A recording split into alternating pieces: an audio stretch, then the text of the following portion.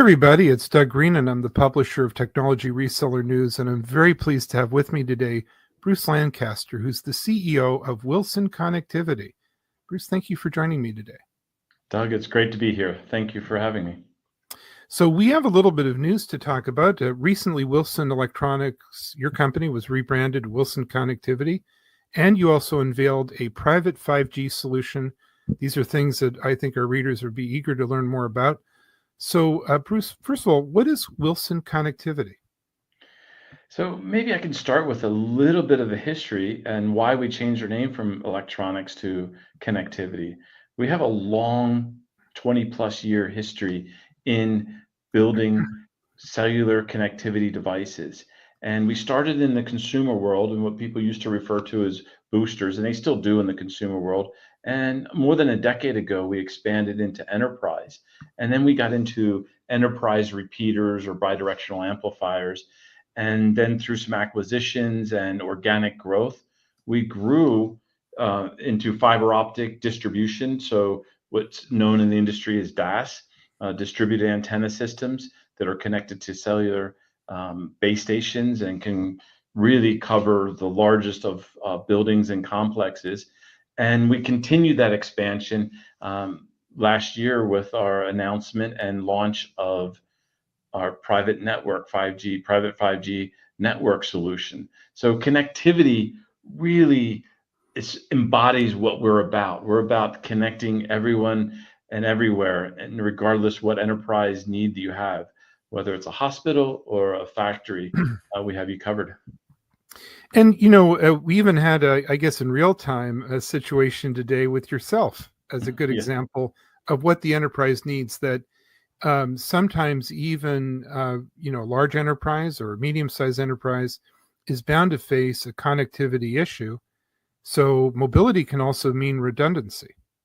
Absolutely, and thanks, Doug, for bringing that up, because right now we're having this podcast video recording session over a cellular connectivity. There's some construction going on at our office, and I just learned that the fiber connection to our corporate office was cut accidentally. So the failover really is a mobile hotspot. So we have, of course, being Wilson Connectivity, we have great mobile coverage inside of our office, and we're able to conduct this session through that connectivity, and it's, I think, working pretty well. Now, I understand that you take a tiered approach to this. Is that right? Absolutely. So we like to look at the market as a triangle. And at the base of that triangle, think about 5 million commercial buildings. So it's a lot of buildings, but they're smaller in size. Think of under 25,000 square feet.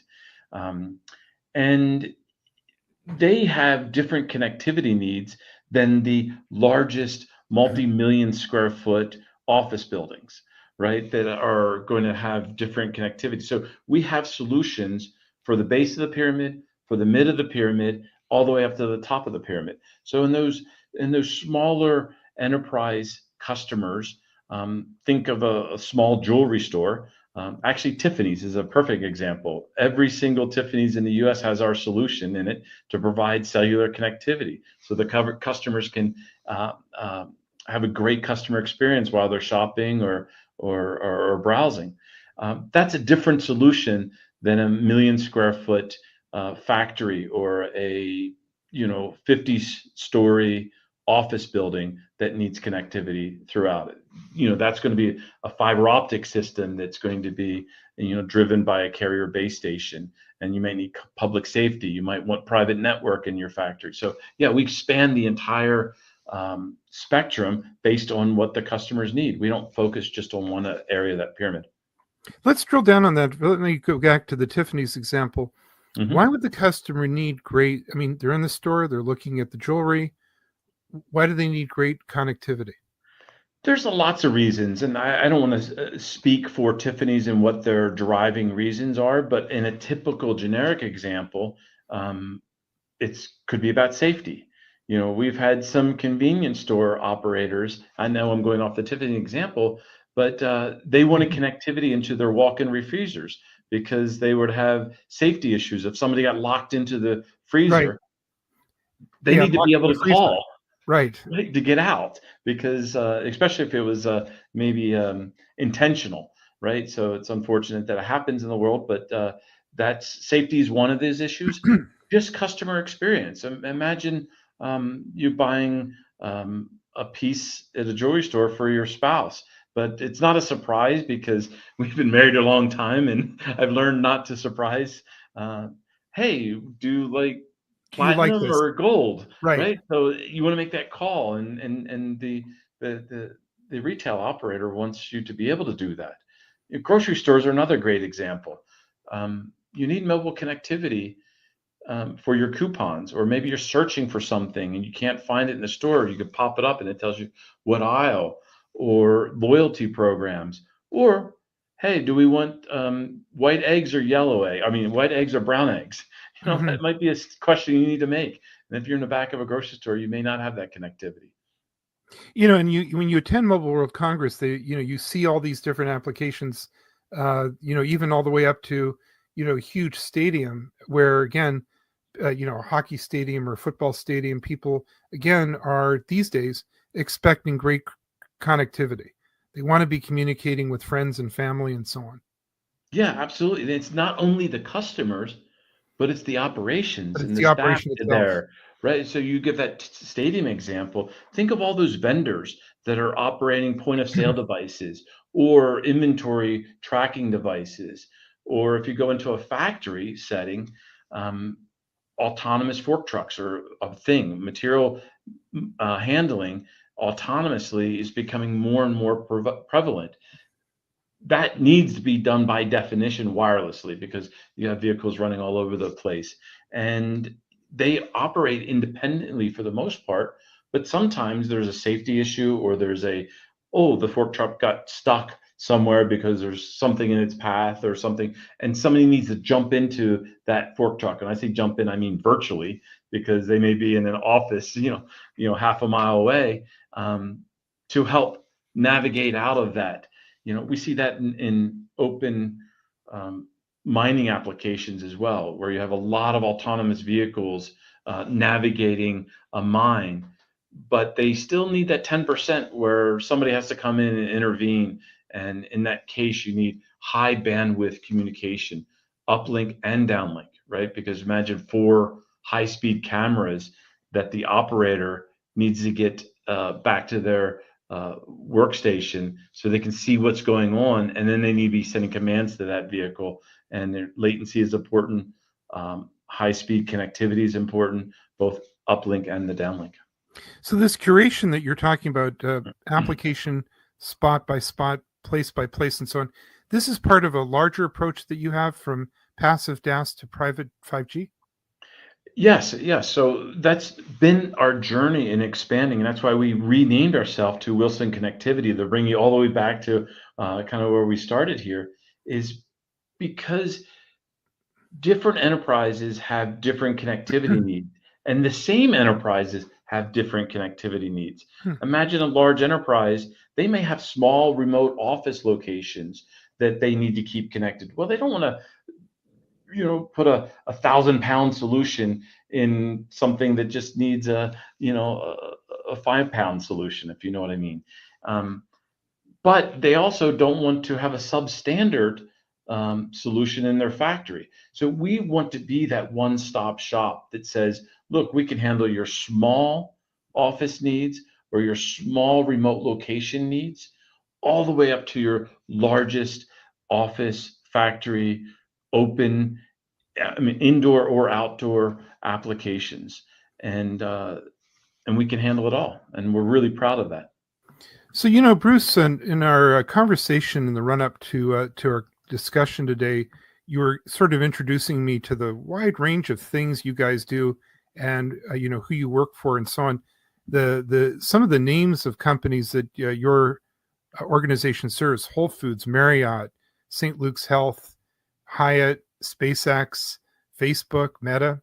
I mean, these are household brands, but really different. I mean, extremely different environments.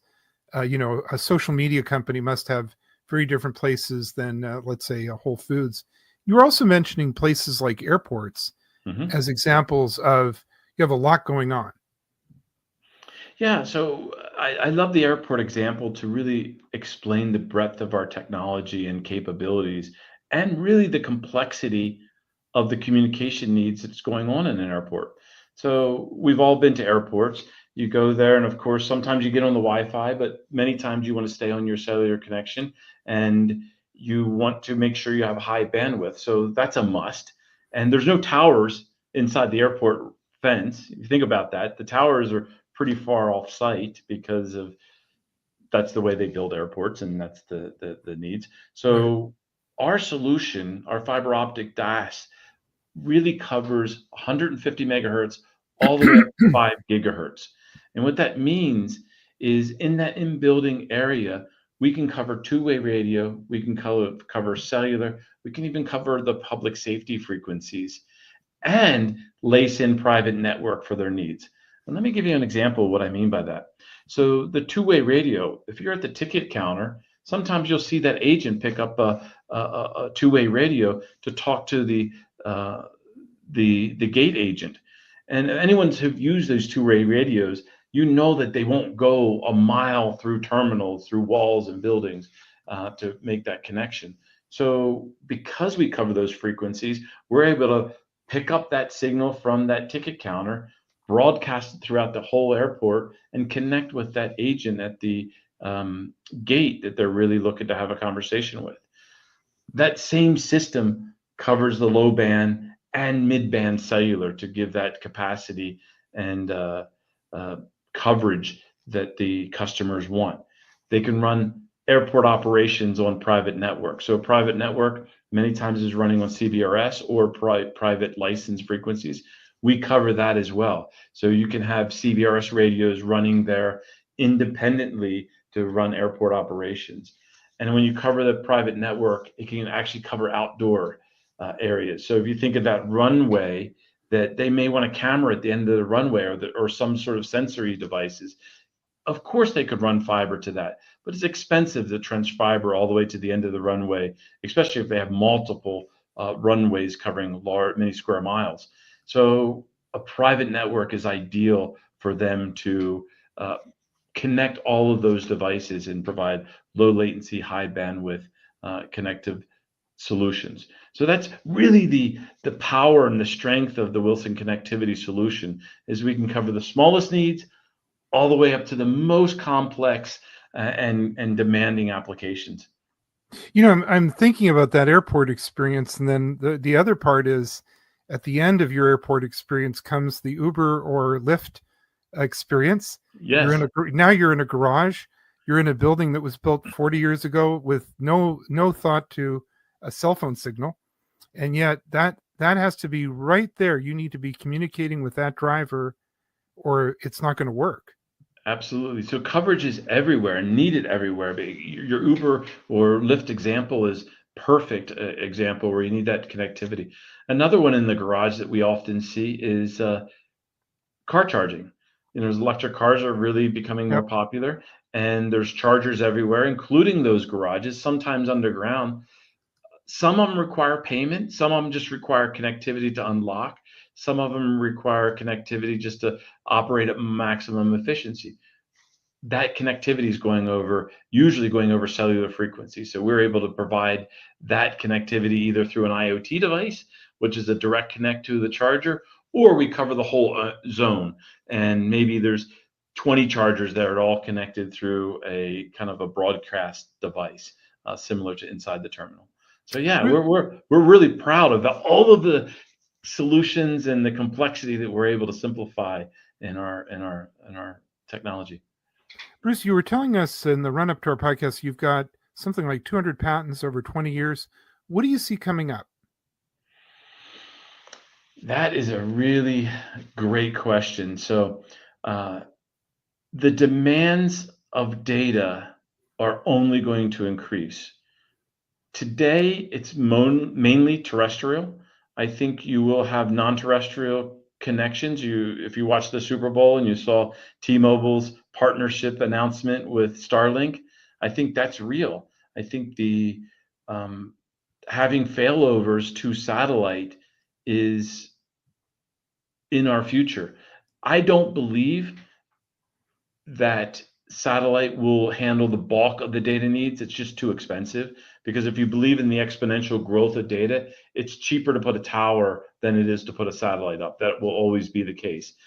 When you have to update that tower for the next generation technology, sending two people out in a truck to go and do that is a whole lot easier than, even though I admire what SpaceX is doing, it's still expensive to launch a satellite, and they need thousands and thousands and thousands of those to be really effective. So, but it is providing a great failover. So we're going to see data exploding with autonomy, with AI, with more data analysis at more locations, remote. So you're going to see terrestrial and combined with non-terrestrial connectivity needs. And today's podcast is an outstanding real-time example. We are literally on an AI platform as we Yes. speak, and it's being enabled by mobility devices, at least at your end. Yeah, and it's been seamless. This has been a great experience, Doug, to have this. And even though the fiber was connected at my building, that we're still able to keep our schedule and have this great conversation, which I'm really enjoying. It's a live demo. So Yes. speaking of live, I understand you guys will be at Mobile World Congress at Barcelona. Yeah, we'll have a presence there, and we're looking forward to meeting a lot of our international partners. I'm sorry, we do. We have a factory in Cambridge, England, that we're really proud of, that really provides our solutions for Europe, Middle East, and Africa. And those customers are really proud to have I call it a domestic manufactured product. Our main factory is in St. George, Utah, where the bulk of our products are produced. But again, we pride ourselves on that US manufacturing base or English manufacturing base to provide security and that connectivity with a provenance of supply chain known. And so we'll be saying that to our partners in Europe, and that's why they love to come talk to us and learn more about our solutions. So hope to see you there, Doug. And you're going to be also at IWCE in Las Vegas, a public safety show. Correct. Yeah. So we already have public safety products, and we do a lot of public safety in building coverage. But at that show, we're going to be announcing some new products and expanding our presence in that area. So I'm really excited about that as well. Well, Bruce, I really want to thank you for joining me today. This has been really interesting. Where can we learn more about Wilson Connectivity? Certainly, our website, wilsonconnectivity.com, is a great starting place. Our number is there. We have a team, US-based team of people, or English-based team of people, if you're calling from that side of the pond, ready to help and walk you through the breadth and capabilities of our solutions. Bruce, again, thank you very much indeed for joining me today. I know we're going to have more conversations in the future. Doug, this was such a pleasure. I appreciate you taking the time to speak with us.